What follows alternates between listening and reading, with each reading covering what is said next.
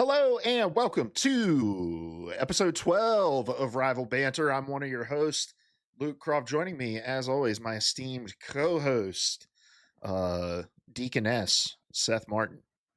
What is up, my sisters? Um, I decided today that I'm just going to try to give you a new title each week, and I couldn't think of a title, so I just went with Deaconess. You're Um, doing great so far. Seth, I've got good news and I've got bad news as an update from Damn last it. week. Mm-hmm. I'll hit you with the bad news first. Mm. The bad news: you were not selected to be the Pope, um, as we were expecting you to. Fuck. The good news is you were closer than ever because we do finally have a Pope from America.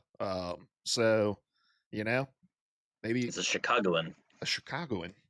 So maybe next time around, they'll pick an American named Seth Martin who's just really into Marvel Rivals. You think the Pope can play Marvel Rivals? It definitely could be cool. I did read on Polygon he's a casual gamer, like he plays Wordle or something like that. I don't know. Could be cool. All right, kind of stretching the definition of gamer, I guess. But Wordle's cool. Wordle's cool.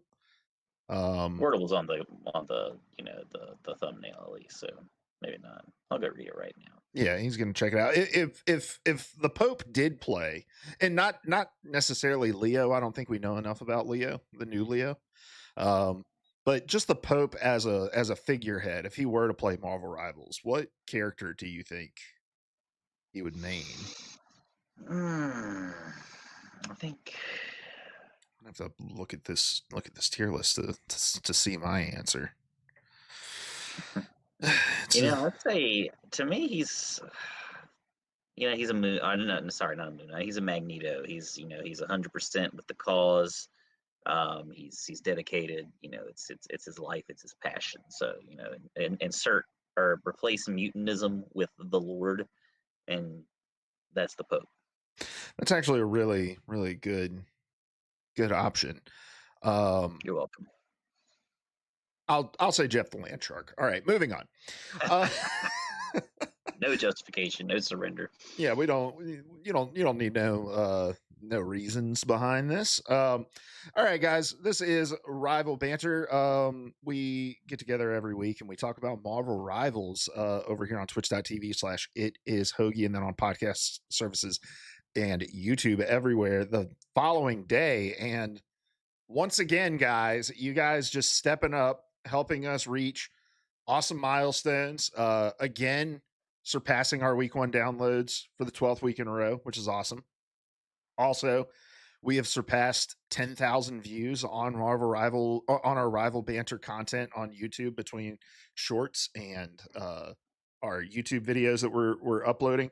We had 50 views of just the main episode last week on YouTube, which was awesome. YouTube's not really a place where, you know, most of our podcast listens obviously are on podcast services, so I don't expect people to go want to stare at our ugly mugs for an hour and a half each week. But 50 views over there. So once again, just thanks to everybody for checking us out. Make sure you're sharing this. And in other news, if you are listening to this show and you are a fan of this show, we now have an official Instagram and TikTok account. So it will no longer be on my personal accounts for all the shorts that you guys have been enjoying on those platforms. You can find us at Rival Banter on Instagram and on TikTok. So go give us a follow on those platforms and engage with our content there. We'll get to some comments here in just a minute. But Seth, how's your week going, my man?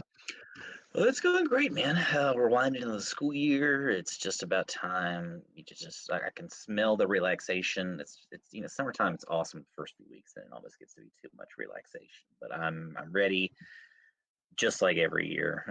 It's a magical time, and I am totally here for it. Definitely ready to catch up on some gaming and stuff like that, which I know I probably won't get to do as much of it. I think that I will, but every year I'm optimistic. I'm hopeful. I'm ready for it. Hello, what about you, Luke? Week's been pretty good. Just working and stuff. Also getting ready to move back to the East Coast at the end of next month, and so I God's actually country. I actually get my my house Thursday. Like I can move into the house we're renting on Thursday, but obviously we're not moving until the end of June. So, but we got a little house in Asheville. Gonna have a guest bedroom and stuff like that. So Seth, open invitation. Whenever you want to come down, hang out, visit, spend the night, you're more than welcome. Go I to the know Cat's Cradle. Go to you the know club. I know you got kids. I don't know. No, it's Orange Peel. It's Orange Peel. Sorry, wrong club. Is Orange Peel like a place in Asheville? Yeah. I saw Bright Eyes there a few times. It was awesome. Oh, Connor Obrist. Very nice. Mm-hmm. Yeah, I've only been to Asheville a couple times, so I'm excited to get out and explore. And I'm also very excited about not having to like Google where do I park when I go here, which is something you have to do everywhere you go in LA. So just the idea of being able to hop in a car, drive somewhere, and just park in a lot, like a designated slab of asphalt where my car can go, and not necessarily have to pay. I'm really really looking forward to that, Seth. So with it being the last week of school, are you in that time where it's just like you're watching movies and doing busy work and the kids are just like bouncing off the walls?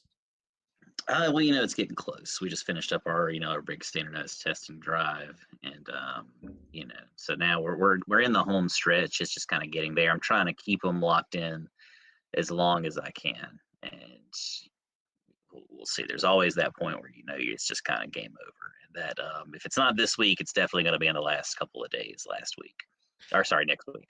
Hey man, kudos to you for keeping the kids holding on this long. Because once those It's a standardized tests are stretch. over, It's just a whole like some of them they don't lock in from day one, but it is what it is.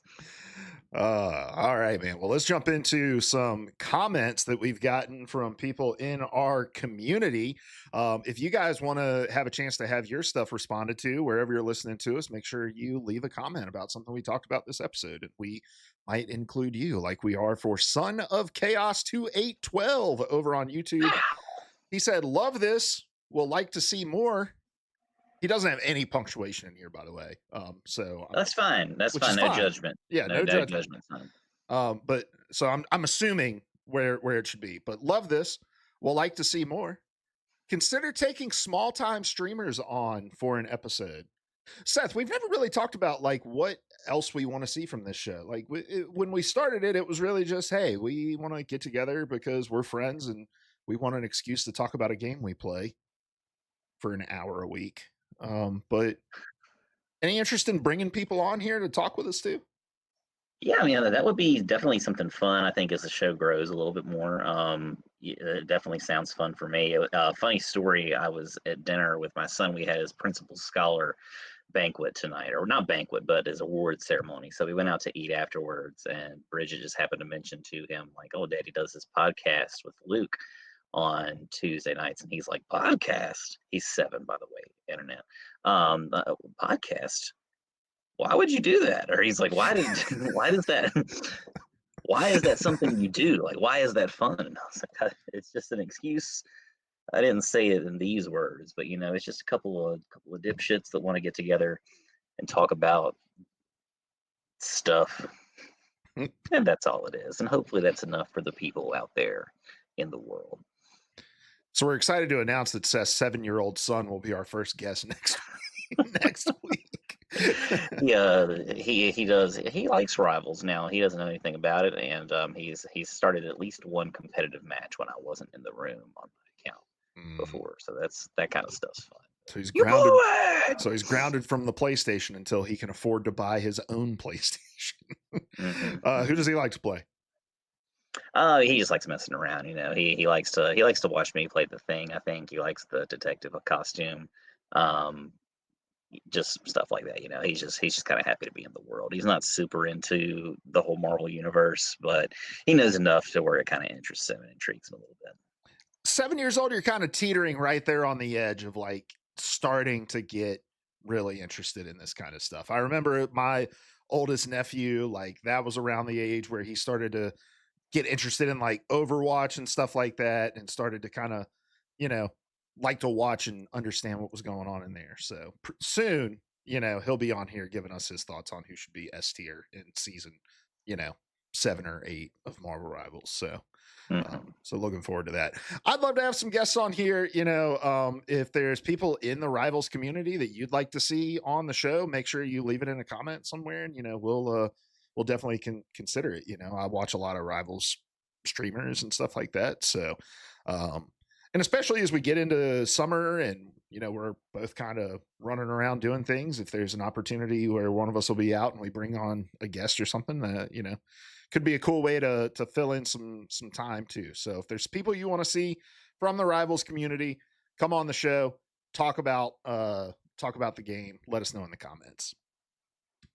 All right, got a long one for the next one. Demon Lord 6786. This was in response to a short that I posted talking about how a big kind of benefit for Rivals is the known nature of the characters within this universe, right? And they said, I don't know if that's entirely true because there are characters that are in DPS, tank, and support that kind of have conflicting elements, like Rocket, for example.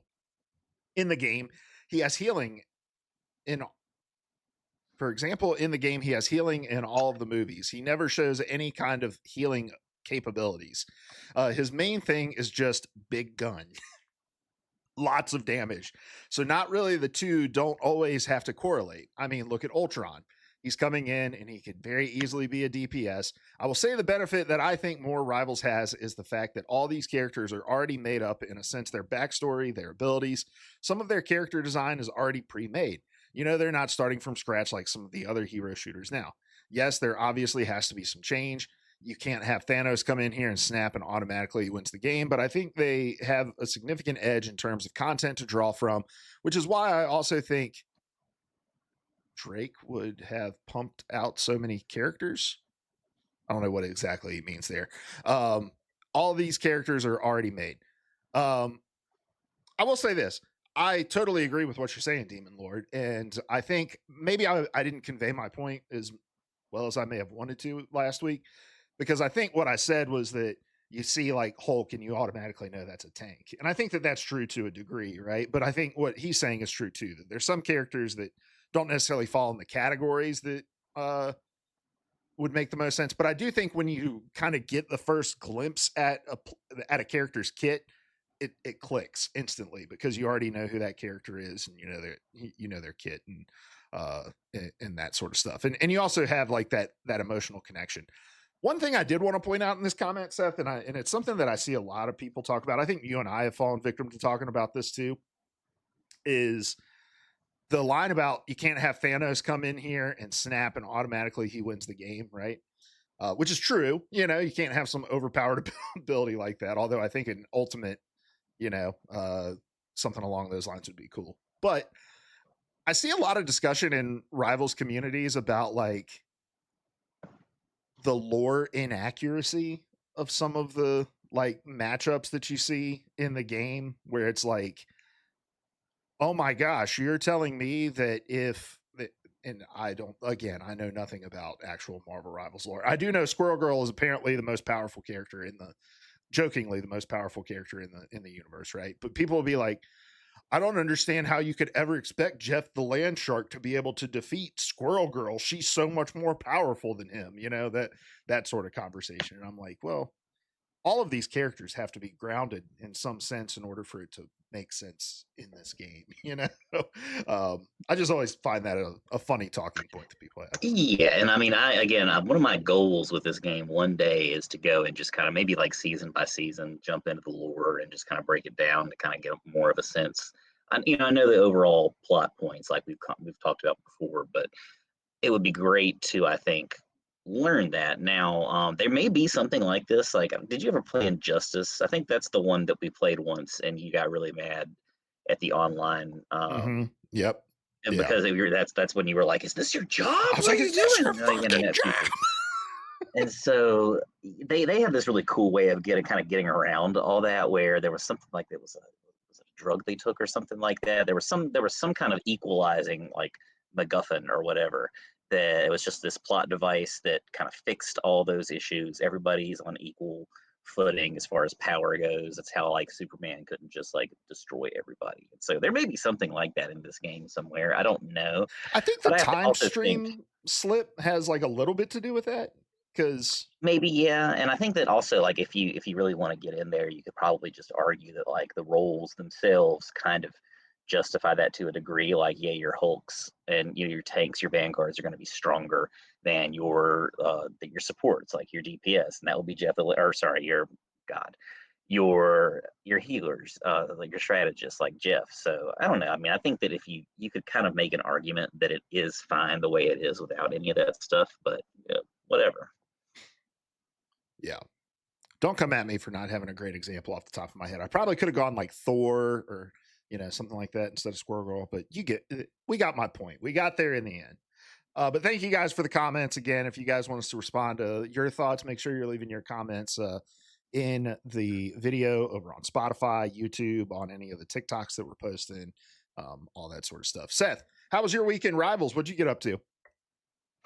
I finally, well, actually, no, I didn't. We finally played competitive together. You're there with me now. Let's go. We played some, and we had our highs and lows. We didn't play a lot of games. What, like three, maybe three or four, Yeah, 4 or 5, something like that. I think we ended up playing something like 5. that. I think that last one went real quick. Gotcha. Yeah, and we had some when we were on it, we were on it, and I think we played pretty solidly overall. It really just depends on the team dynamic overall. I still didn't climb out of that gold 3. I got close, and then we dropped back down a little bit. We raised back up. I think I'm right there in the middle right now. Uh, Other than that, just kind of been playing through some of the event stuff, trying really not doing a great job of getting through this Wolverine patch skin event.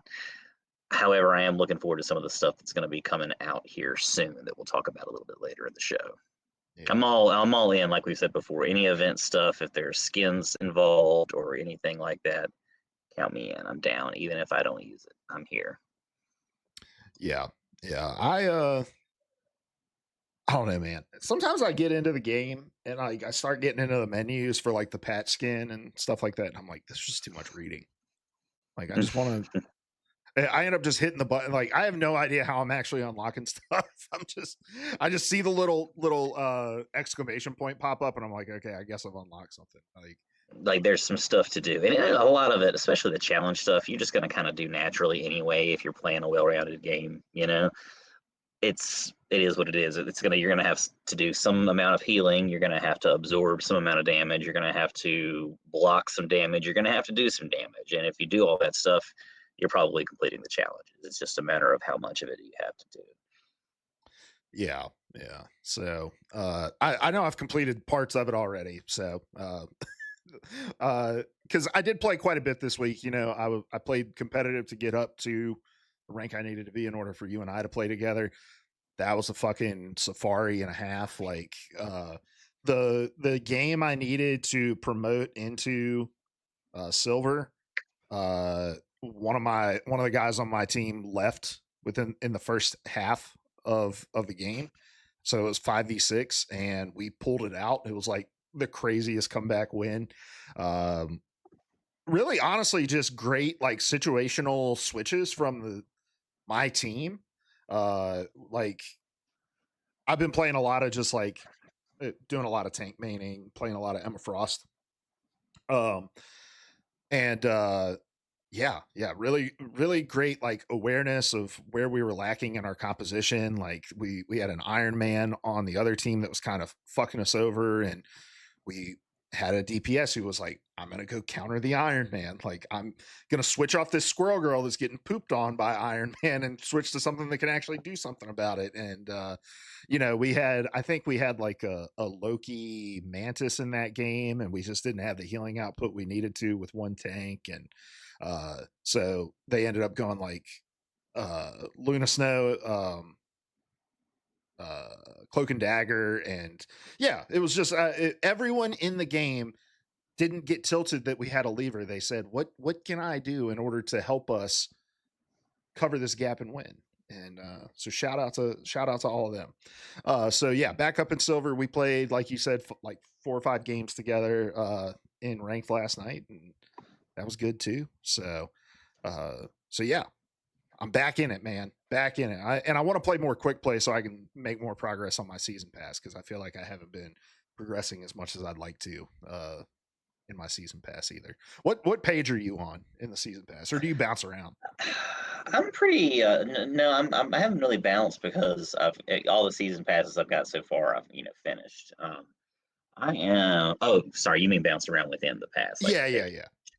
No, I tend to go straight through it now. Like when I come up against like the 600 point cards or whatever, that go into your book for the season, Mm-hmm. that I tend to kind of skip those and go back to them, a little bit later. I kind of want that Hulk skin for Joe Fixit. They're this universe's version of Joe Fixit, and I'm almost there. I'm on that page with him, and I just skipped over the large uh, the large image right before that. I think it's the page before. So I'm pretty deep into it. I want to say maybe just over half, something like that.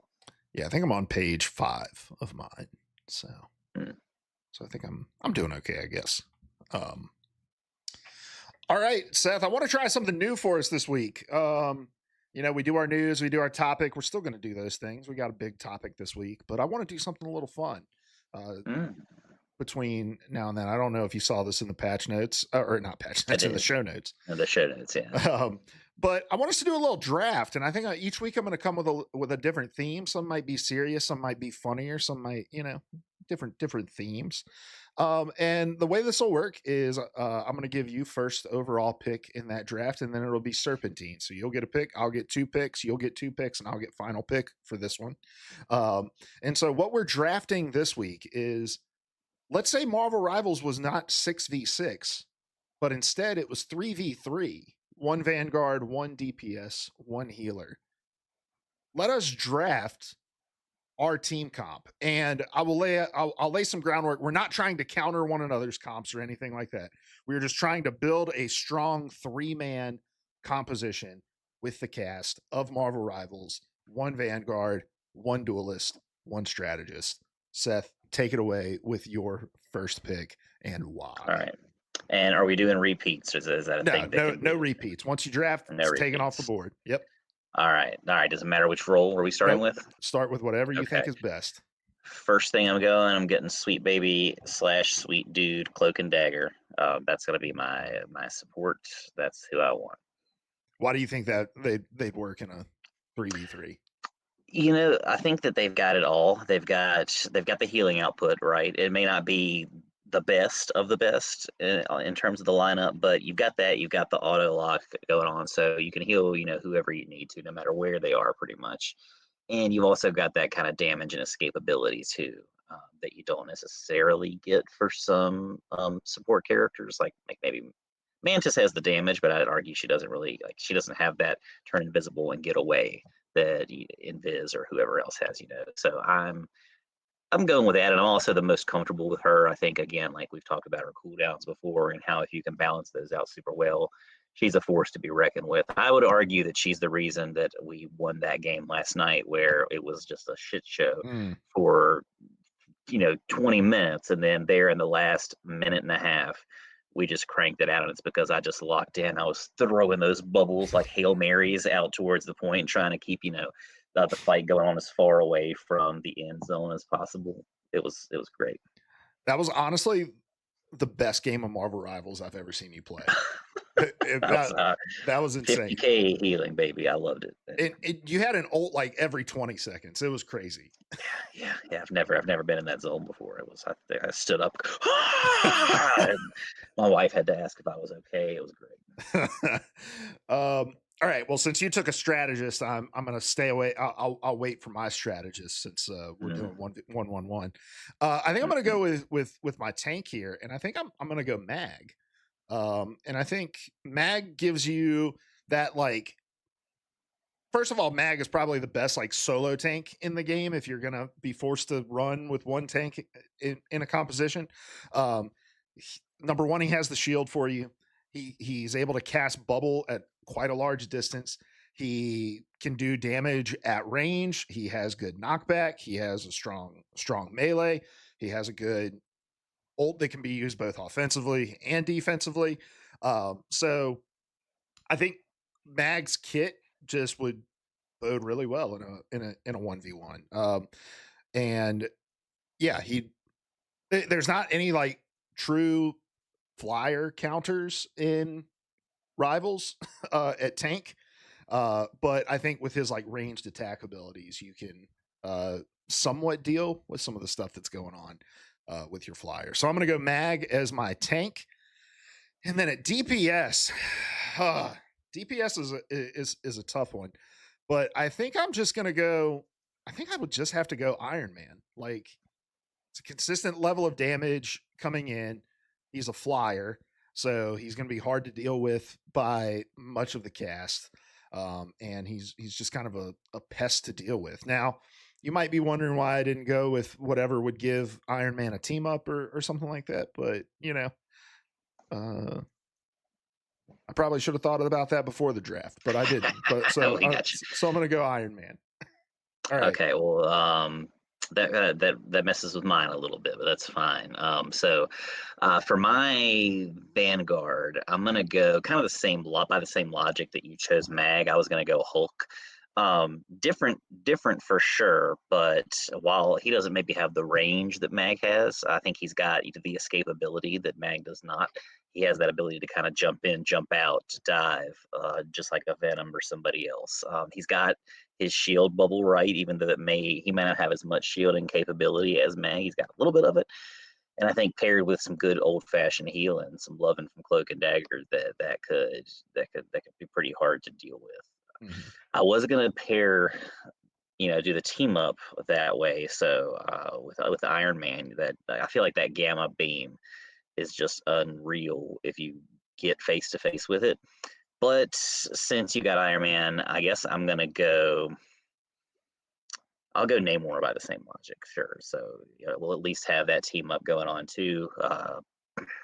He's got some range where Hulk doesn't, so there you've got kind of two different methods of damage, right? You've got that close quarters combat, the melee stuff. You've also got kind of the sniper slash turret base, your Torbjorn stuff going on, or your whatever. So not Torb, Symmetra. There we Symmetra. go. Yeah. Different turrets. So yeah, that's my three. I'm sticking to it. All right. For my strategist, I'm going to go Luna. I think healing outputs there. She has self-sustain, which I think is another like big plus for Cloak and Dagger because she can just throw her little like light bubble thing at her feet and heal herself, right? Like she's not relying on an off healer keeping her sustained. Where with Luna Snow, you can use her ice up ability to heal herself as well.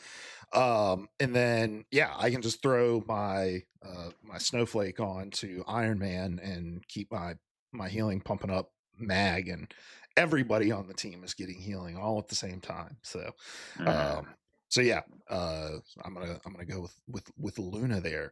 Let us know in the comments who your ideal three-man comp would be if Rivals was a 3v3 game. And let us know who you think would win between my comp and Seth's comp. So, all right, Seth, you ready to jump into some news? Let's jump in, baby. All right. Well, we got some new skins because it's just another week in Rivals, and this game just is no shortage of content for us. But Punisher and Namor are getting skins. We have the Dangan Ronin skin and the Retro X uniform skin, and I think for the first time ever with a skin, I'm like, what the fuck, Rivals? Like, this is a skin. I don't know. The Namor skin is a weird one to like charge premium for when you've got two very similar skins in the battle pass with like the Psylocke and Magic skin. But yeah, it's one of those things like you've kind of got, as far as the Punisher skin goes, you kind of have these other similarly themed skins in the premium marketplace, and the Namor skin, like you've already got the two. You've got, what is it, Psylocke and who else? Magic in the battle pass already at the rare, the blue exclusivity. So putting this at this level and charging for it, it's a little bit grody to me. That's kind of where my mind goes with it. It's fine. I'm not gonna buy it because I don't really play him, but I'm sure some people will. I would have thought that this would have been a thing. Like if you've noticed, some of the skins between seasons like kind of go together in the same set. Mhm. So, like, I would have thought this might have been something they would have done in the next season and eventually kind of filled out the roster, or at least like the mutant roster across a couple of different seasons with the retro skins. But whatever. It's, I'm not going to stop playing the game because of it, Yeah. but I do. This is one of those things like probably could have been better, and I wouldn't be shocked if they try to rectify it here in a few days by doing something totally different or making it. With this, is this which one is the one where you have like the card, the hero card or the character card on your home screen with the animation to it? Uh, I have no idea. What are you asking? Like the rarity Like, level? yeah, I guess the rarity level basically. Oh, I don't know. Okay. But like the you're talking about like the $24 package? I guess so, yeah, like the ones that come with an animated character card that you can use, like on your match screens, basically. Hmm. Yeah. Yeah, I don't know. I'm interested to see what the price is because if this is like one of those, I don't know. I don't think this is going to be like one of those 600 unit skins or anything like that. But um, yeah, it'll be interesting to see what that pack is like. And look, I mean, if you're releasing 2 skins a week, you're going to have a dud every now and again. So, like you said, it's not a I'm going to put down Marvel Rivals and boycott It's everything not kind a of deal thing. breaker, and honestly, like it could be just like a blue variety skin that they charge $6 for or whatever. I doubt it to be one of the weekly picks, but it could happen. Like you've got the gray Hulk skin you can get that's $5 or $6 or 600 units, whatever it is. I Yeah. don't know. I guess there's no point complaining about it until I guess we actually see it implemented, see what it looks like. Um, the Danganronpa skin looks really cool, and it also I think confirms my theory that they had a Chinese New Year event planned out that was going to have a number of skins because we had like the Penny Parker skin, and now we see this skin. I'm sure we'll see a couple others in the same vein, uh, Hmm. but that skin looks dope. I'm sure that one's going to be like one of the highest rarity levels. So I'm not Namor. I mean, I play a little Namor. I don't ever play Punisher, but so I won't be purchasing either of these skins, but they're cool nonetheless. For sure. All right, next item on the list, we've got an update from the devs. This is a dev diary. Galacta's Gift and Season 0 Battle Pass are returning. I'm not going to read this whole thing, but um, there's going to be an event. It says to show our deepest gratitude for your unwavering love following the May 15th update. We're dropping the Galacta's Gift event. By simply playing the game, you can earn free rewards from nameplate sprays and Chrono Shield cards to a costume coin that lets you redeem the debut costume for any of the 33 heroes featured in Season 0. This is our salute to you, our amazing community. Thank you for powering us forward. And then they are also bringing back Season 0. It's going to be available at a special limited time price for 590 lattice. There's not going to be any free rewards in the return of that battle pass. Everything you unlock is going to have to be a part of a luxury battle pass, but they're going to consider bringing back future battle passes as well, as long as 2 seasons have passed. And it'll be priced at a minimum of 20% higher than the original seasonal. Hold on, let me just read this sentence so I make sure I get it right. Future battle pass returns might occur, but any such plans will span at least 2 seasons and be priced at a minimum of 20% higher than the original seasonal rate. And that's just so that players don't hold off saying, "Oh, well, I can just get that content at a discount in after 2 seasons," So, all right, Seth, what do you think about this news? Start with whichever one you want. I think it's awesome all the way around. Of course, I'll always take an event. Um, so that's cool. I love the idea of getting any new stuff, especially character tokens and stuff like that. I love, and correct me if when it says season 0, that's not talking about like the alpha stuff from way back when. Like that's talking about just when the game first launched for real. Its finalized version before season 1 launched. It was that kind of short mini pass. Let me check. I think you're right though. Um, That's what I'm thinking, but I know I read somewhere else, either on Polygon or Kotaku, something like that earlier today, and I saw a skin that I had no memory of featured on there, and I'm like, "Well, I don't remember getting that," but I also don't play Witch that much, so I don't know if I even have that, which, is a whole different issue, but whatever. I'm here for it though. Like, even if I already have this, I love that they're doing it. We've probably had the conversation at some point before, but you and I used to be huge Destiny fans, right? I think mhm. probably me a little bit more than you in the long run, Yeah, but I absolutely loved that game when I started cranking out children. It became a lot harder to play that game, and it's one of those things that the more you fall out of it, the harder it is to get back in, especially once they found the seasonal model where you've got a seasonal story, you've got a seasonal battle pass, and if you miss more than like one of those, or even if you miss one, I think you could still go back and do some of them, but at a certain point it's really, really hard to do, especially if you're balancing more than one. And then I think they eventually, they kind of lock some stuff away to where you can't get to it. And it becomes this whole FOMO thing where you're just afraid of missing out.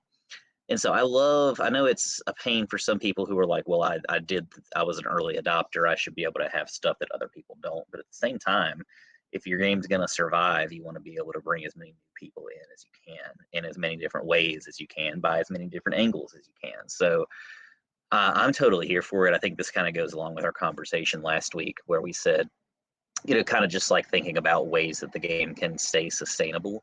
This is one of them, right? Like just give people access to things, even if it's just occasionally here and there.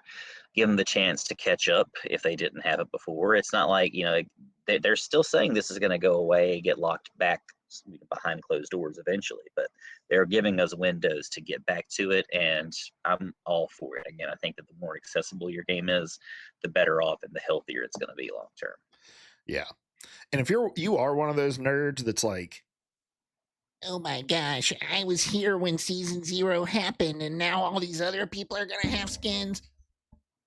Go get a job, all right? That's all I'm saying. Like, grow up. I'm with you 100%, Seth. I think this is really cool. On top of the fact that Marvel Rivals has that mechanic where you can kind of activate any of your owned battle passes at any time and make progress even after the season is over. This is just an opportunity for players to catch up if they come in late. And completionists or just Marvel fans who jump in and love a character and want to make sure they get all of the content for that individual character. Like, I think this is a better option than just folding in all of the battle pass skins into like the store and selling them for like one-time costs or whatever. Like, Mhm. you're number one, you're uh getting more out of that content and allowing more people to get access to it. But number two, it means that they're not necessarily looking to like artificially inflate their current battle passes to make you like have to like fill up time to complete them, because you're going to have this ability to go back and complete old passes now too. So there's going to like always be something to work towards, unless you're just somebody who's been here since day one. And it is the chronovium season. Yeah, yeah, I just found that too. So that's $5 or $6 I won't have to spend now, which is great. But I was also kind of like, oh, I wonder, did they even have skins that we missed out on? I didn't play the alpha or the Yeah, beta or anything yeah, like that. I know there's like a Winter Soldier skin that was for people who played the alpha, and I think there's a couple others, Yeah.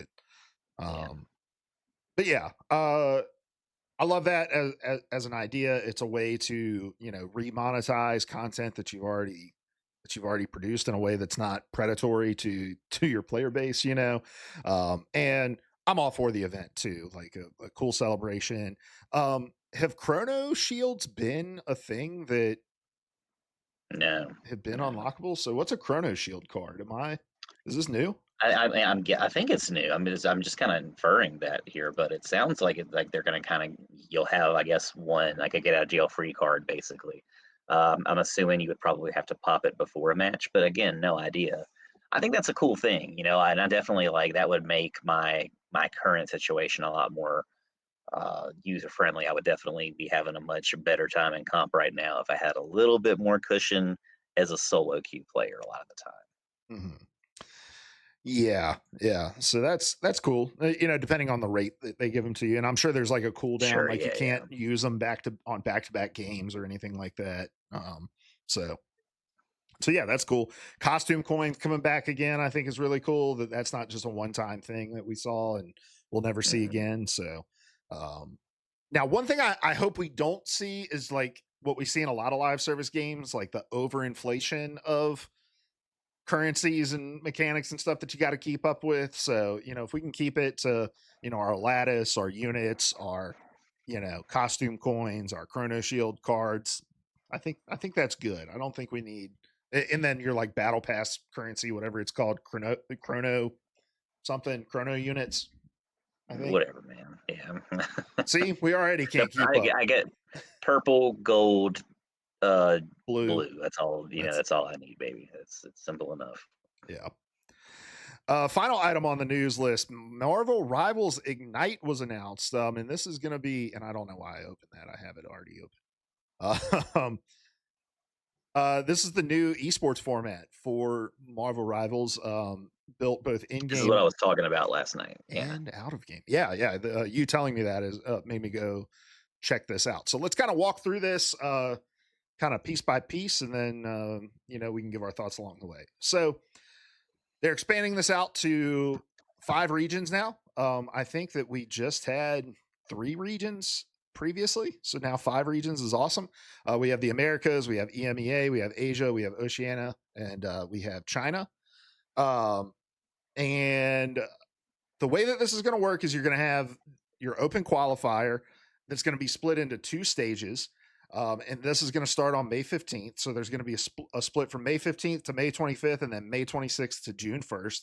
If you qualify out of those open qualifiers, you go to stage 1, which takes place from May to July. And there's also some like automatic qualifying spots that are for the top teams that were in the Marvel Rivals Invitational and Marvel Rivals Championship Season 1. So they're going to receive direct invites. They don't have to go through the open qualifiers, which is cool because that means that's like high competition that's out of the field. So opens it up a little more in the open qualifiers for people to make these, these stages. From there, you're going to go to your stage finals. I'm sorry. From there, you're going to go to stage 1. Uh, when you qualify, when you play out of the group stage, then you're going to go to your mid-season finals. That's going to determine some of your qualifications for the stage 2. That's going to take place August to October. There's going to be another open qualifier during that third phase.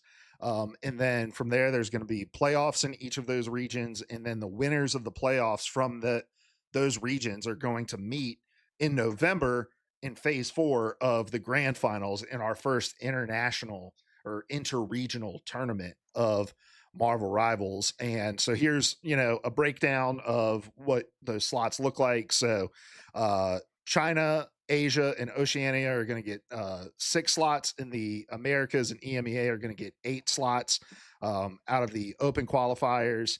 And then 4 teams from MRC will qualify, and 4 teams from the MRI will qualify out of America and EMEA, and 2 teams out of the MRI for China, Asia, and Oceania will qualify. So that's the way that will work. Let's talk about prize pool real quick. The global finals prize pool is $1 million. The overall prize pool for this year of Marvel Rivals Ignite is over $3 million. That's a lot of That's a cheddar. lot of cheddar. That's a lot of cheese, baby. So very similar, I think, to the Overwatch League, the new Overwatch Championship Series format, right? The open qualifiers. There's some established spots for organizations. So I really like this. Seth, what are your thoughts? Yeah, I mean, it definitely sounds awesome. Definitely sounds fun. I still love like I'm a sucker for a solid format and for a solid league. So I would love like I do for all its faults. And there's definitely a kickback to this too, but like I miss having the Overwatch League itself. It was just so easy to kind of keep up with and follow. Mhm. Again, for all its faults, and it's again something we've talked about before, so I don't want to tread over it too much. But that like what COD League has, what Overwatch League had, it's just kind of like easy to digest. It's easy to get through. It's easy to watch. I still try to watch some competitive Overwatch here and there, but again, the schedule I feel like is all over the place sometimes, just depending on what's going on. I just, for some reason, I have a harder time keeping track of it in this newer format since they've watched Overwatch esports. So I'm optimistic for this. I would love to watch more. What I really want is just for the shit to blow up, and I want to be able to wear some Marvel Rivals jerseys wherever I go. I want hats. I want merch, and that's what I need. I know that there is merch out there. I guess for some people, I think I've watched a couple of pro streamers, and they'll like give away jerseys and stuff like that. But you don't see them when you're watching. At least when we were watching invitationals before, right? So that's my goal. I want my Marvel Rivals jerseys. I get to wear a jersey to work tomorrow, and I'm in this spot where I'm torn. Like, do I wear my Charlotte jersey? Do I wear a Space Station jersey? Do I wear a Call of Duty League jersey? Do I wear something totally different? Do I wear a baseball jersey? I've got my Pelicans jersey upstairs. Like, what am I doing? And I love that. I want more. I want a jersey for every day of the week, and then some. Yeah, I'm with you. I miss Overwatch League. I miss I mean, Call of Duty League's still going. I just don't keep up with it nearly as much, but I franchising is challenging in esports. I worked in league esports. I worked for a league org who had one of the 10 franchise slots in the LCS. I work for the Golden Guardians. Franchising is tough because from a fan perspective, it's great. It adds a level of stability to the game. Year in and year out who your teams are going to be, and you can do like what you're saying. You're keeping up with the roster moves. Like I'm a Cleveland Guardians fan, right? We've had a baseball team for over a century in Cleveland, and so you can kind of track that history. And every offseason, I know where to look for the roster moves, and I'm learning those players as they come back in, right? And so those are some of the benefits of franchising that stability, the ability to build up that new fan base. The problem with franchising though is there's a lot of upfront cost to an organization, right? I can't remember exactly what the price was for a slot in the LCS. It was seven figures. I know that. So Overwatch League was the same way. You were paying seven figures, right? And I think by the end of Overwatch League was paying franchises to get out. Like Yeah, yeah, like we're done. Take some of this money back. We'll pay. It was a buyout pretty much to leave, which is yeah. wild. But And so I think what people don't understand, and we don't need to get too deep into this, but the reason that the NBA works, the reason that Major League Baseball works, the reason that the NFL works is because yes, you have these franchises that, if the Portland Trailblazers are going to, be for sale. They just announced this week. So if anyone wants to go in with me on a $4 billion NBA franchise, we can, buy this team, right? mhm. So it's a $4 billion franchise slot basically in the NBA. The reason that they can do that is because they have multi-million-dollar, billion-dollar deals like broadcasting rights with ESPN and with um, regional sports networks and things like that to carry the games that they can then sell um, advertising against. And so you're able to and that money goes back to the teams, right? So um you're able to recoup the cost that you're putting forward. Esports doesn't have a structure like that. There's no real broadcasting rights. People are watching esports for free. They're watching it on Twitch, they're watching it on YouTube. Overwatch League and Call of Duty League were actually kind of a little ahead of their time because they went and they brokered that broadcasting deal with YouTube. And they said, we're going to move our leagues exclusively over to your platform. YouTube paid them a considerable amount of money to do that. Everybody fucking hated it because they're like, we want to watch on our purple app, not the red app, and so without the whole ecosystem that needs to exist in order to support franchising, it's just never going to be a model that works for esports.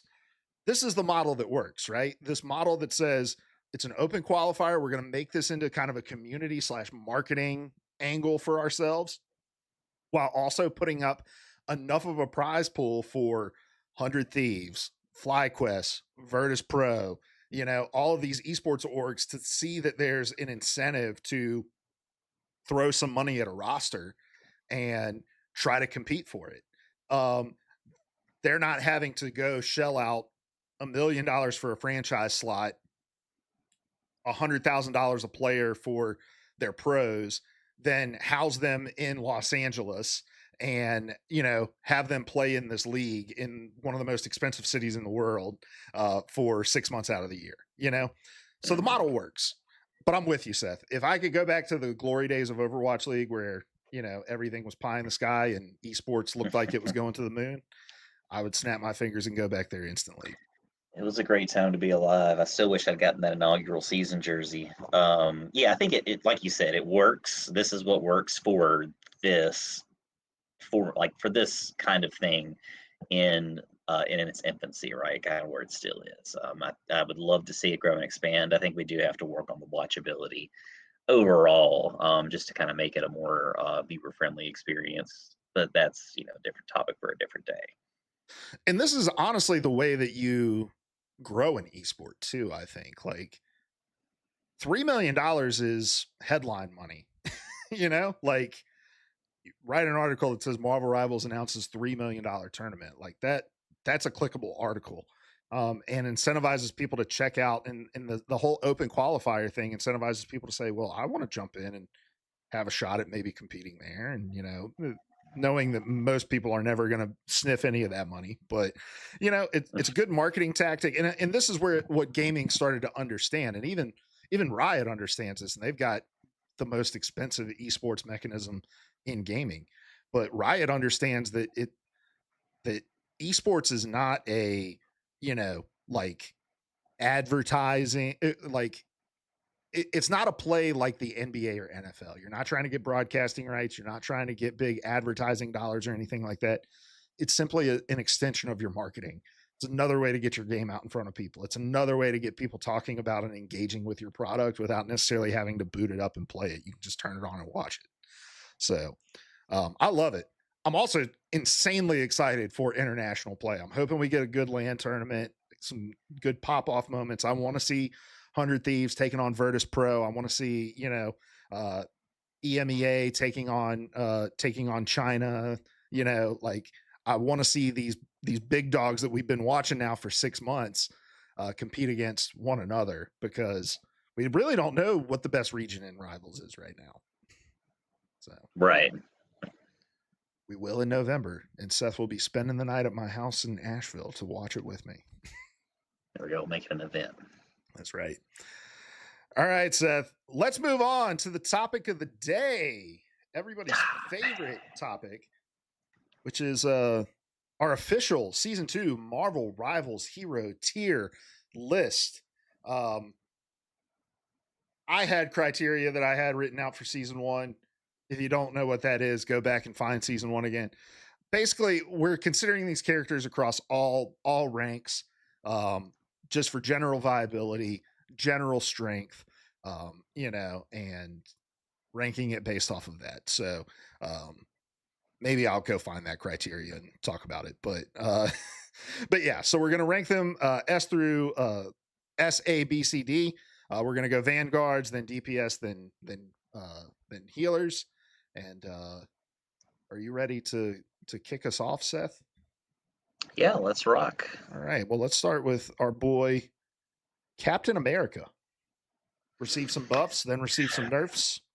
He's been all over the board. I think he has still stayed really steady overall, though. So I would I want to put him pretty high. I think. Do you remember what he was in our original I think we had him at like tier? B or C in our season one tier, season Yeah. 1.5 tier list. Yeah. I wanna say I wanna go A then. Maybe like a high B, somewhere like that. I think, when you see him, it's kind of a no crap thing because you're gonna have to deal with him, even with his most recent nerf, right? Like he lost 50 health. So what? He's still stalling those points till the cows come home. So yeah, A for me. Yeah, I think he's an A for me too. His sustain is great. His backline harass is great. He's not going to be Mhm. the tank that puts up big kill numbers, puts up big damage numbers, but he's going to be a nuisance, and he's going to be someone you have to deal with on your healers all game. So, and I think, like you said, his the nerf was what was needed to not make him just absolutely totally not unpickable, because they're in the first couple days of the new season. It was like, if you don't have a Captain America and the other team has a Captain America, you're just kind of fucked. Mhm. I think he's in a much better place now, so I think A is good. All right, Doctor Strange. S baby. Ooh, you're gonna go S. I would put him maybe a little lower than that. I was gonna say A for Doctor Strange, but go ahead. Why do you say S? I mean, I think he's still just such a solid pick around, like all the way around. I think with it between his shield, between his range, between his portal ability, he's got it all still. And again, he's kind of been up and down the board a little bit too, as far as nerfs and buffs go. But I still think, especially like if you consider what he does for Scarlet Witch and buffing her abilities and kind of giving her some more viability competitively. I think he's a solid pick all the way around. I could see maybe an A. I don't see him going any lower than that though on my tier. No, that's a good point. And I think, the buff to his like ult charge, I think was really good too. He's got one of the strongest tank ults in the game. I'm happy to put him at S. I think there's probably going to be some tanks over him in S, so it'll probably end up being a lower S for me. But yeah, I'm happy to put him there. All right.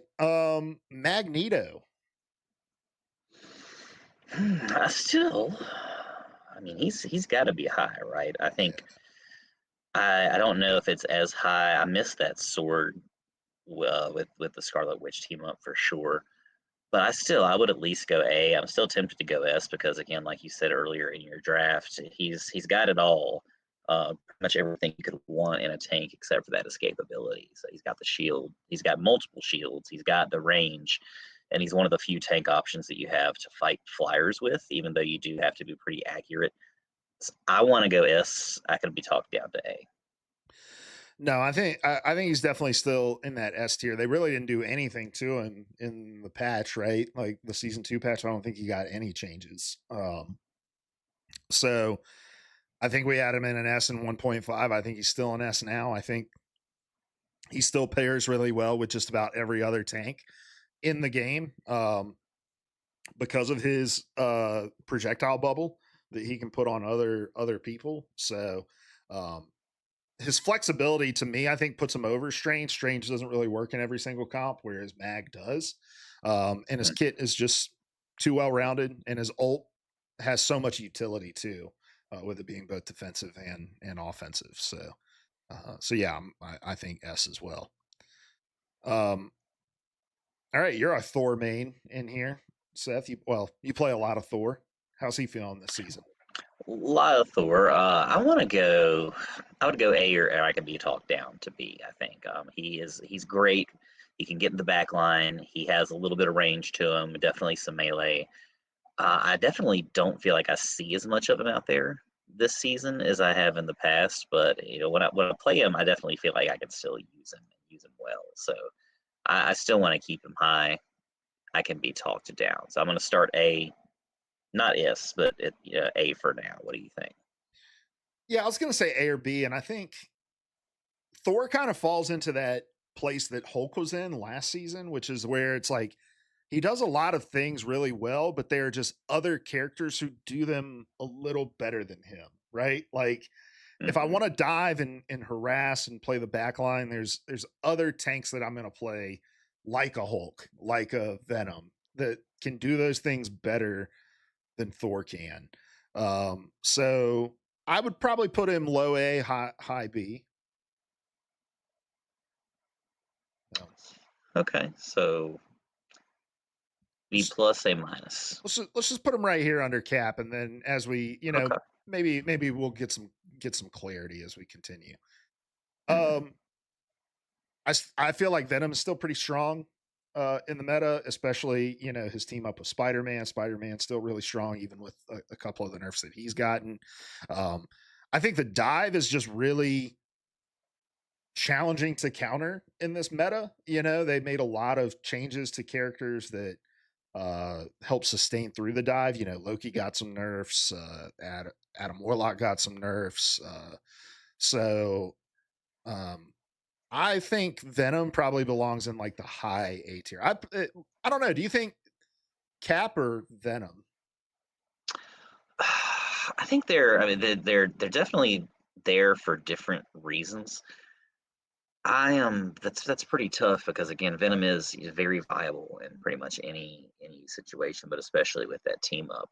I would argue maybe for the team up, he might be above Captain America because he does. They both have those dive capabilities to some degree, or those harass abilities. But Venom just has so much going on between his ability to renew health or kind of like delay death. There, the lower you let it go, the higher buff you're gonna get, like the kind of higher buff zone. And then you've got the Spider-Man team up on top of that. I would probably go above Cap for right now for Venom. All right, so we'll put him in the A plus here. Uh, Groot. I think Groot continues to be really strong. I Hmm. they had to nerf him, and I felt like they did the most bare minimum nerf that they could to his Iron Wall. Mid season or in the middle of this season. Um, I think he probably goes above everyone we have on this list so far. I don't know. What do you think? Yeah, I mean, I don't know. Yeah, I would. He's a force. That ult alone is. I feel like it's gotten better, but yeah, I still kind of want to put him S tier at least. I don't know if he's at the top of S tier, but I'm banning him before I'm banning any of those people. So yeah, I would go. I would go with that. He also kind of got like a side buff just because like Wolverine's not quite as strong right now as he was in season 1.5, and that was kind of the hardest counter to Groot that Hmm. we had. So yeah. Penny, I think is interesting, but I'm curious to hear your thoughts. Honestly, I want to go B or C for her for this season. I definitely don't see her as much. I think people have started to figure out that she's not necessarily. I mean, she can be a well-rounded character, for any purpose, but I mean, she's really not unless you're just that good. And in that case, any character can be, an S tier character if you're going that argument. So I just like she's definitely viable, definitely competitive for your domination modes. Maybe like an early round convoy or something like that. But I I just don't see it. I don't see her nearly as much as I see any of those other characters, and I feel like again she's definitely more of a situational pick than some of these that we've talked about so far. Yeah, I'm gonna put her at C as well. Uh, Okay. I think because I was right with you, like with the BC kind of idea, because I think Penny's only really ever going to be viable in a place where I don't know, maybe in a place where it's just like super super hard commit dive, where it's like Iron Fist magic, like where you're really you can really counter by bunkering. But when you've got flyers still in the meta, when you've got ranged characters like Punisher or like Moon Knight in the meta, like you're always going to struggle to get a lot of value out of Penny because people don't have to be on top of you in order to be effective. And so, like, I think on paper we saw the buffs at the start of season 2, and we thought, man, Penny got a lot of attention, and she's going to be strong. But I think there's going to have to be a lot that happens to the rest of the cast in order for Penny to move up on this chart. Mhm. All right, here's the thing. I want to go. As much as I hate to say it, and I love Thing. I don't know. I'm torn between an A and a B. I want to go B just because I know like he's a big damage sponge. However, he's so powerful, and if you play him right, you can definitely keep him up for a while. Just managing, between his haymaker, between his his Yancey Street, whatever, you can keep him up. He is a big lug though, so I'm gonna go B just to be conservative, but I could be definitely talked up to A because he's my boy. I'm gonna put him right here, not because I think he's a B. I don't really know yet. Hmm. Because I don't know. I feel like if he's a B, Thor's a B. Like I don't think him and Well, yeah, Thor but are, Thor. Well, yeah, you're right. I was about to argue escapability, but they both kind of have that just in different ways. yeah, like Thing has his leap, you know. Hmm. So, he's got a little bit of mobility. I think he has a much more impactful ult than Thor has. Um and I also think that Thor can be used against the dive, right? You can jump back to your healers. You can throw haymakers at people who are trying to get at your back line, and the damage reduction that you give to your healers when you jump back to them, I think is big too. So, like, I think wherever we have Thing, I just feel like he has to be over Thor. So it's either he's here Um, or Thor goes down here. let's move Thor for right now. We can always move it around if we need to later. Yeah, let's go with that. All right. I think the biggest winner of the season 2 patch in the Vanguard list is our next character, Hulk, who has become just an absolute fucking menace in the lobby. Uh, higher mobility, more sustain with his shield. I feel like Hulk is an easy S. It's just where in the S tier do you think he goes? But do you agree? I agree. I want to play him more. I'm gonna have to take it slow with him because it's been a while, right? I do think S. I'm gonna put him below Strange. So kind of like at the end of our S tier. You do still have to be quick with him. You have to kind of know what you're doing. I think not everybody kind of goes into it with that mentality of like kind of like jumping.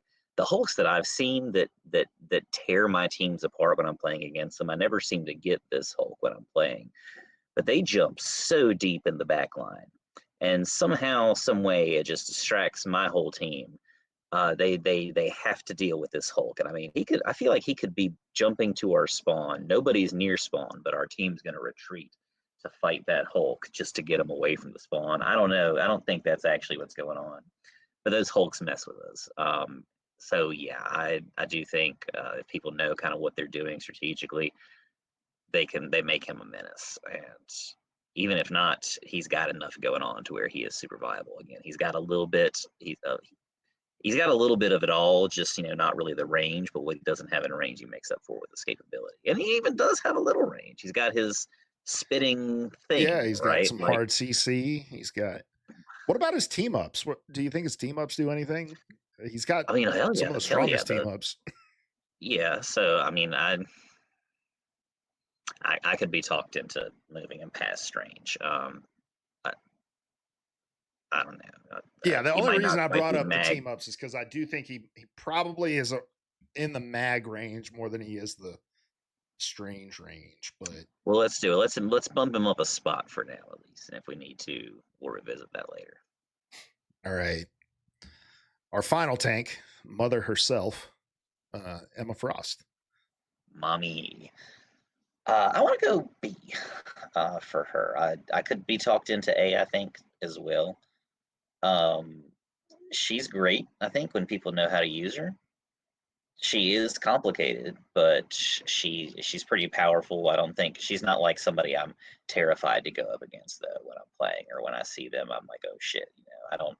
I haven't been in enough ban lobbies to know how frequently she gets banned, but I don't imagine that it's that much based on the Emmas that I've seen, the mommies that I've seen. Yeah, I think she's very much an off tank in the sense that I don't know. I've been playing a lot of low rank games, and so I have to solo tank a lot. And I play as her, and it's hard. You know, like it's a challenge to solo tank as her because of her kit. But I do think that her damage output is insane. I think she can do the most damage of maybe any tank that's in this roster And do consistently. it quickly. Yeah, Yeah. yeah.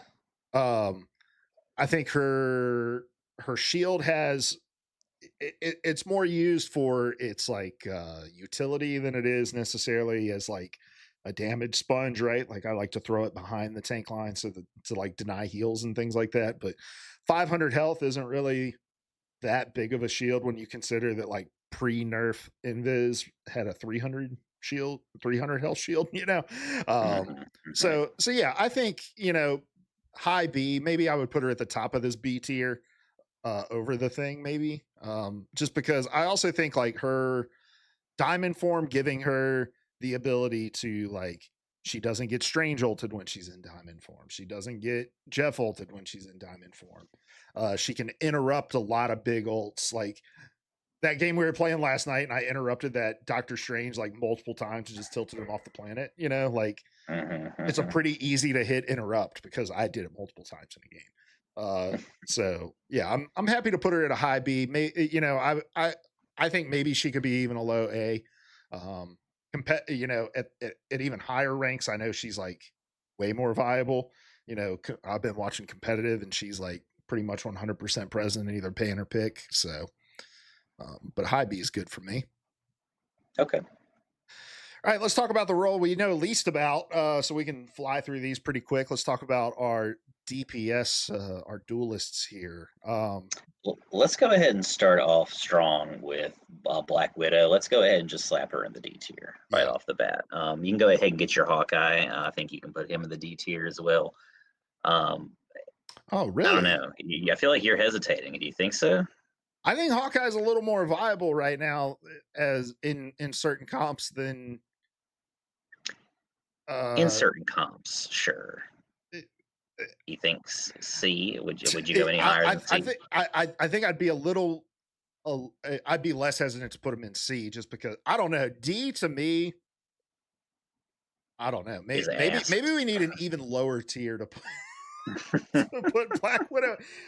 Black Widow. I mean, we're really just in like rework countdown territory when it comes to Black Widow at this point, right? Like, it, there's no small changes you can make to her. Like, there's no like math changes you can make to Black Widow to make her viable, right?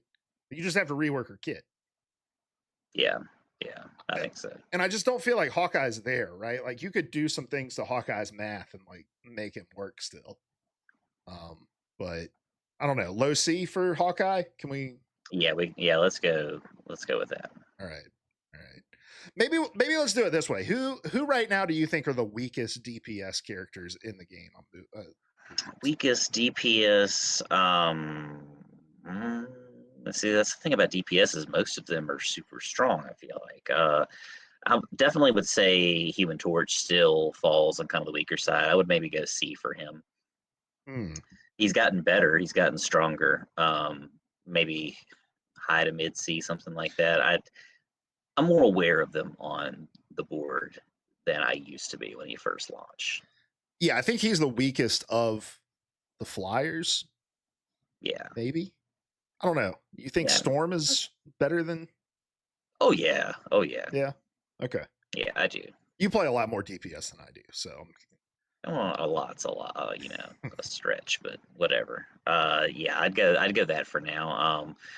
Wolverine. Do you still? I know he was pretty up there. He was probably A or S earlier on. yeah. He Now, now I would probably put him high C low B. I mean, yeah, I was gonna say somewhere around there too. let's go low B. Um, Okay. because I do think. Well, I don't know, man. Like, I do feel like Torch is probably better than Wolverine right now. I just think your Yeah, we Flyers can are. we can we can make that switch. I think your Flyers are just better than a lot of your like brawl characters like that right now. Just because they're so much harder to deal with, right? And I think by the end of season 1.5, people started to try to figure out some of the things you could do to slow down a Wolverine, you know, like ways you could kind of soft CC him. Um, So yeah, where do you think uh Scarlet Witch is right now? I'm between A and B for her, honestly. I think she's always been viable. She's always been something to be reckoned with. When she's got that Strange team up, I feel like I see witches pop off. When you don't have that, she's still pretty good. I don't think she needs to be as low as a C or D, but not S. I think she's somewhere in that kind of high to mid range. Okay, let's put her at high B right now while we, Okay. because I think we have some like really clear, like super strong DPS characters too. So want to Hmm. make sure because, but I do feel like Storm right now is kind of mid. You know, Yeah. she's Yeah. probably in the B tier. Um, Hmm. I'd put her under Scarlet Witch, probably. Yeah. yeah, Or maybe not directly. Who knows? But somewhere in there. yeah. I'm only kind of ordering these by role within the tier. I'm Yeah. not ordering them with the others. I think BP is probably somewhere in the mid Yeah, region I'd go probably a B for him too.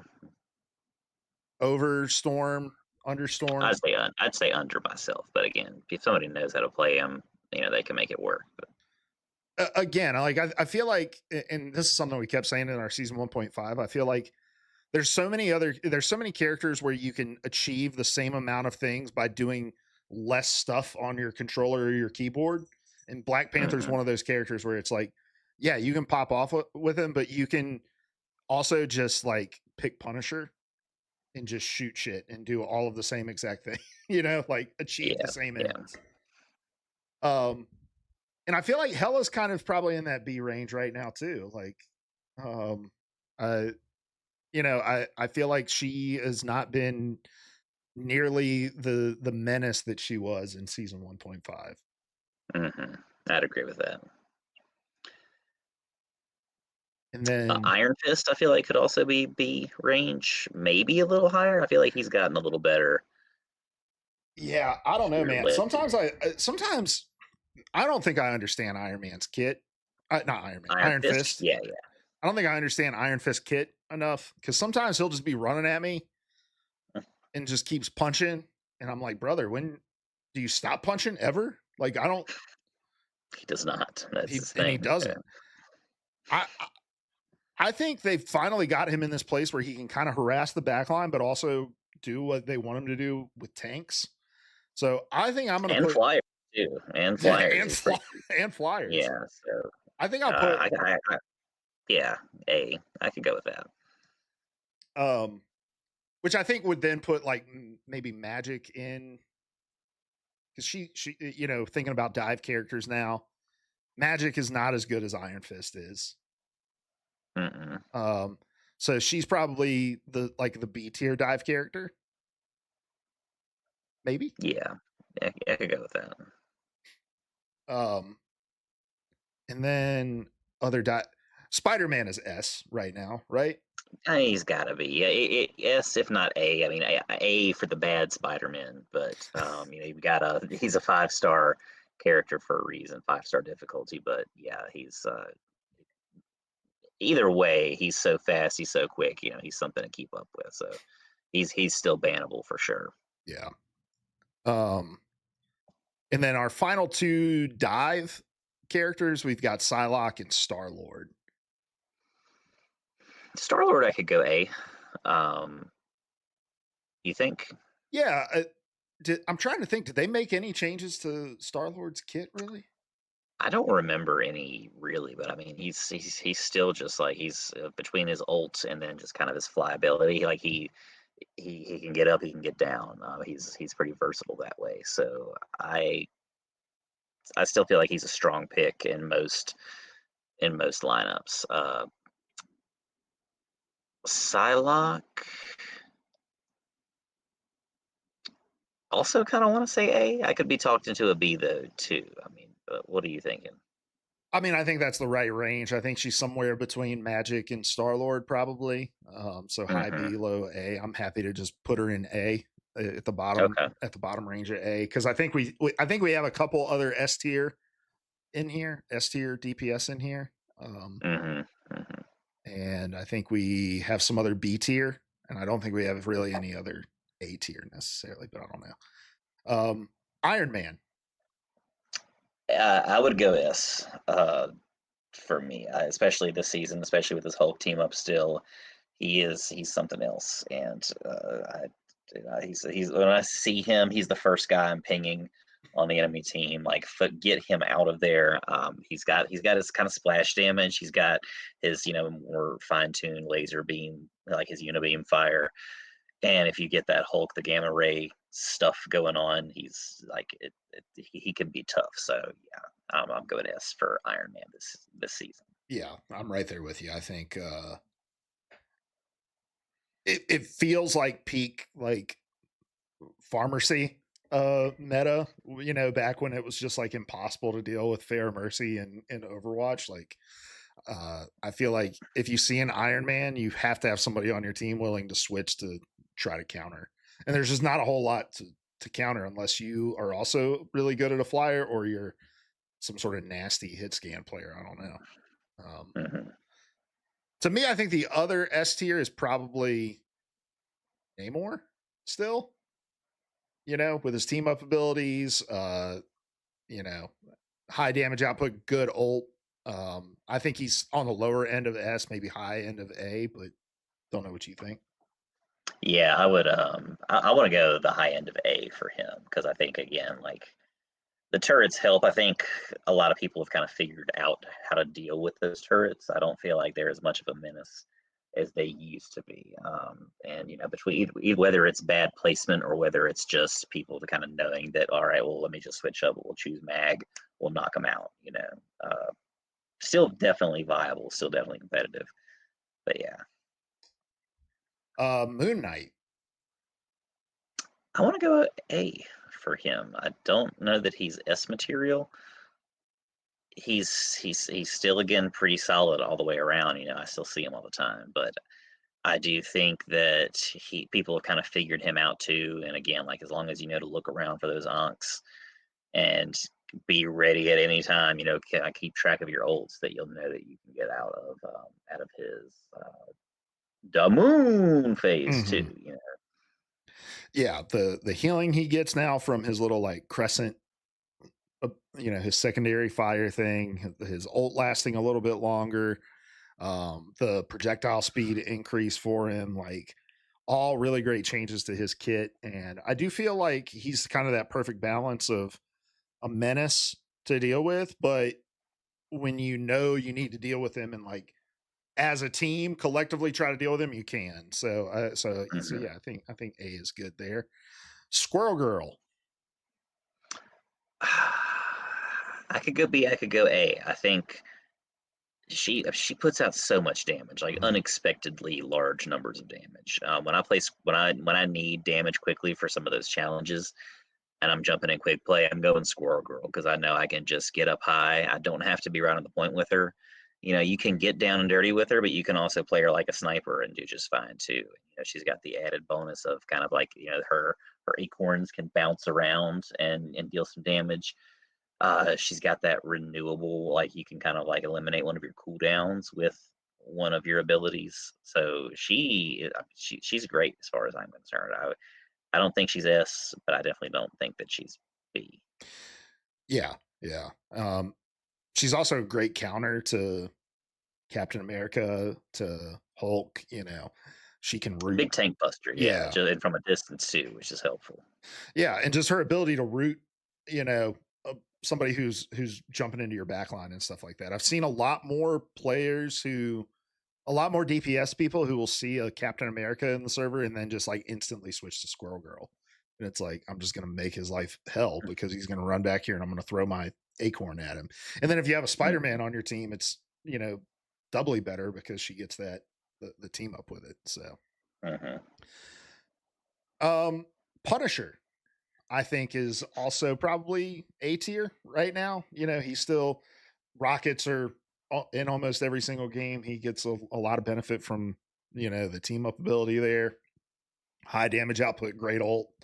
Um, you know, can deal with flyers if he needs to.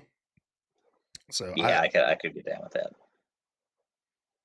um, I think Bucky's got to be in C, right?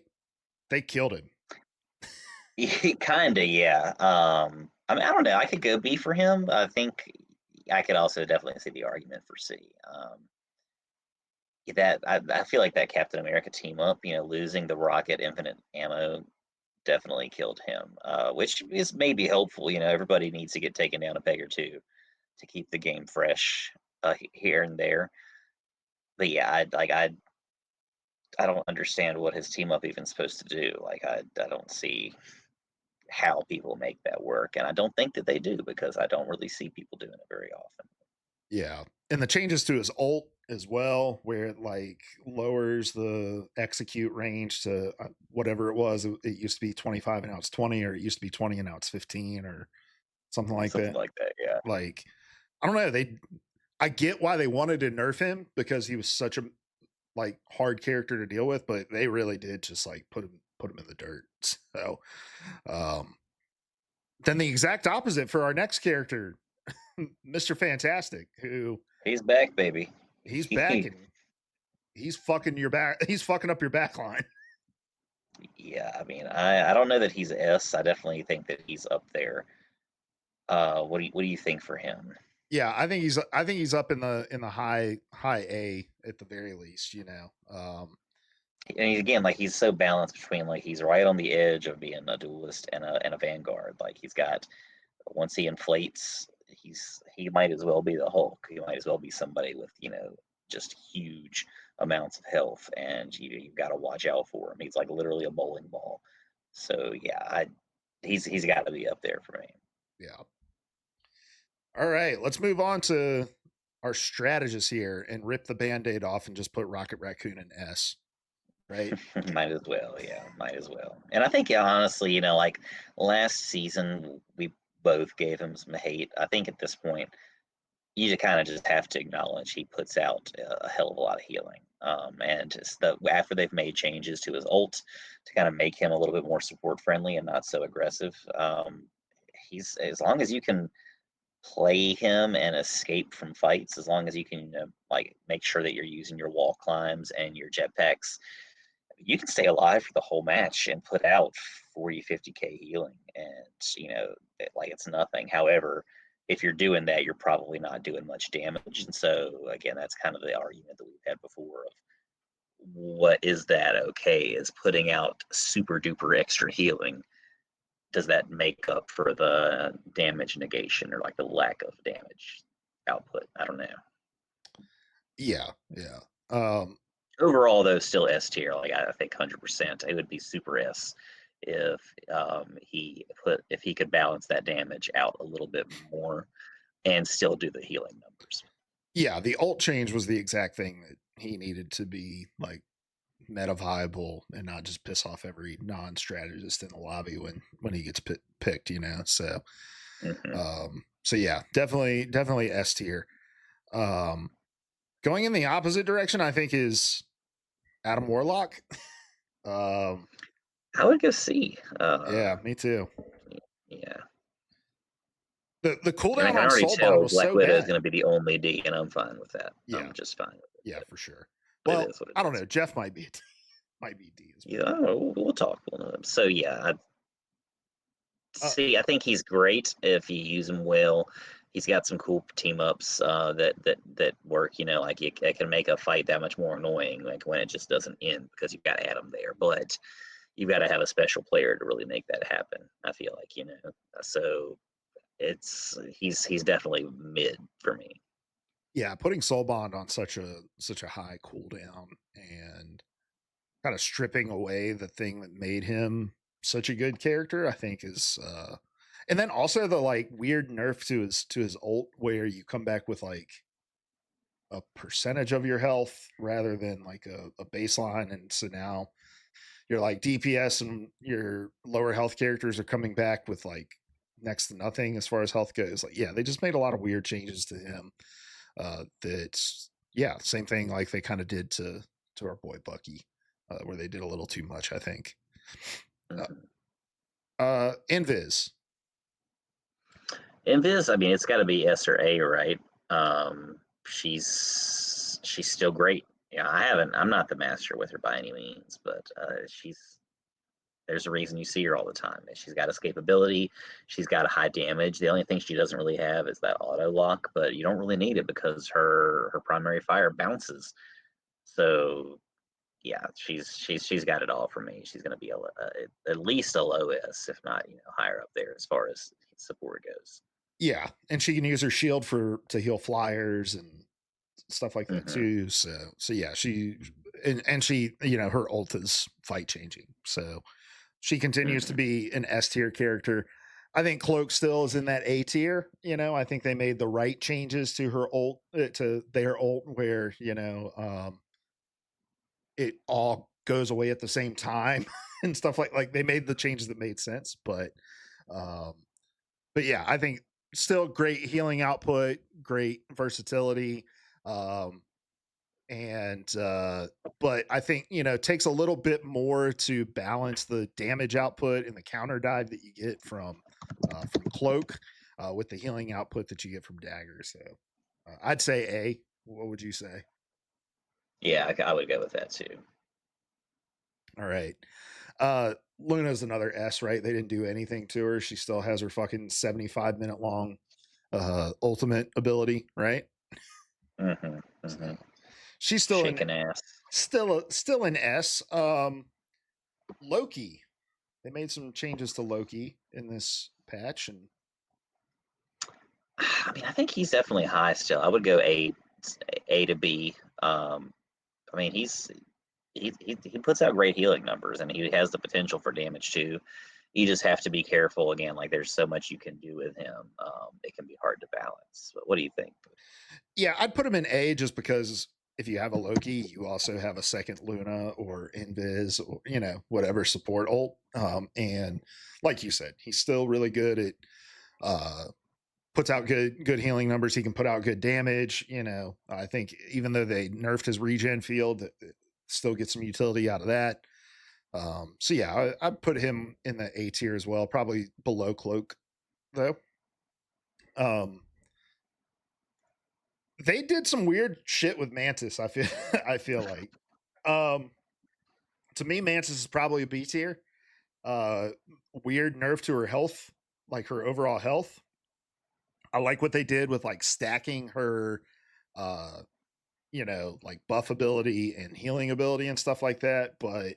Uh, but yeah, and she probably has the least of the good get out of jail free ults of all the support characters, and she's just one of those kind of like Adam where you have to understand your cooldowns to really Hmm. maximize her healing output and her ability to really get the most out of your team. So to me, she's a B tier.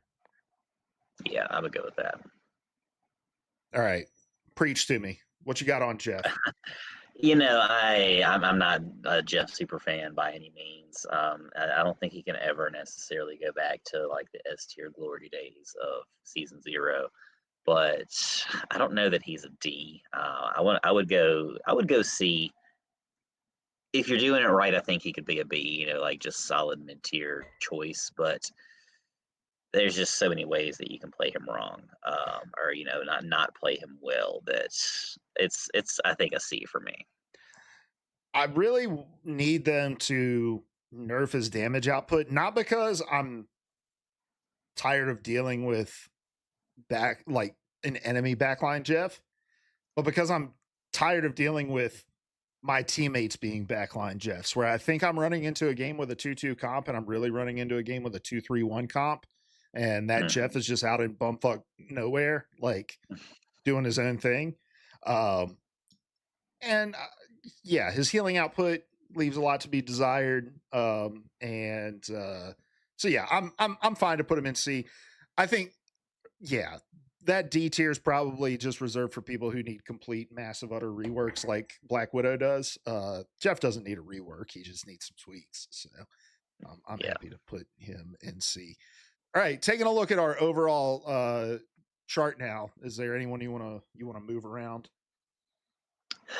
I mean, I think I'm pretty happy with it. I hate to see some of our boys, those vanguards in B, but I mean, you gotta have somebody there, right? So, um, Yeah, I think if nothing else, that the lesson that the world needs to learn is that Black Widow either needs to not be in the game or she needs just a massive overhaul. Like she needs something. I don't know what it is, and the maybe it's just going to take all the brain power in Washington, the suits in Washington, to figure out what.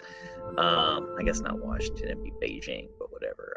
Somebody somewhere should probably figure out what to do with her because I mean she's not doing anything for me. I don't think she's doing anything for anybody in the matches that I've seen. Yeah, for sure. Maybe one day we'll do a little segment on our episode where we try to rework Black Widow and make her actually fun to play. That might be fun. Mm, Um, hmm Let us know what you think of our tier list, though, out there in the universe. What did we get right? What did we get wrong? And look, guys, tier lists are subjective. All right, you guys think Jeff is an S tier support? You're wrong, but that's your opinion, you know? So let us know in the comments what you think. Seth, we're at about an hour and 40 minutes now, so we're going to get ourselves out of Dang. here. What are your goals and rivals this week? I just want to play more. I've been playing a solid amount. At least not every day, then every couple of days. Getting some matches in.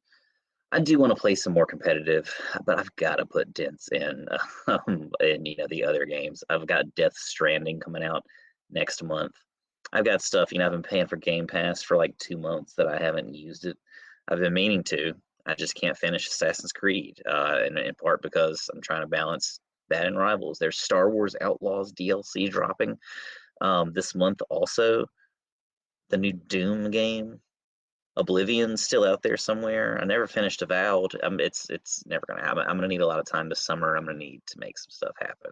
We're gonna have to to quit our jobs or something like that. But that's just me. I have trouble finding the balance, but I definitely, if I can keep up with these events, I'm gonna be pretty happy. And I'm gonna kind of say that overall for right now is my goal and kind of my secondary goal. Try to pick up the competitive game a little bit more. Yeah, I want to play more comp with you. That was a lot of fun hmm yesterday. hmm And yeah, I think I want to try to climb out of silver this week, which I don't think is like a huge undertaking. These silver games are easier than the bronze games I was playing. I'll tell you that. So hopefully I can get out of silver, make a little bit of a dent in my battle pass as well. So, but yeah, I'm also in like July of my MLB The Show season. I've played every single game so far in that season. So, hmm so It's impressive. yeah, well, it's something. Maybe not impressive though. All right, guys. Well, that's going to do it for us. We appreciate everybody tuning in, listening. Make sure wherever you're listening, you're subscribed, liking, commenting. And if you haven't yet, head over to Instagram or TikTok Instagram and or TikTok, and find Mm. at Rival Banter. Drop us a follow over there, where we'll be posting more content regularly. But until next week, guys, thanks for tuning in, and good luck in your games. See ya. See you.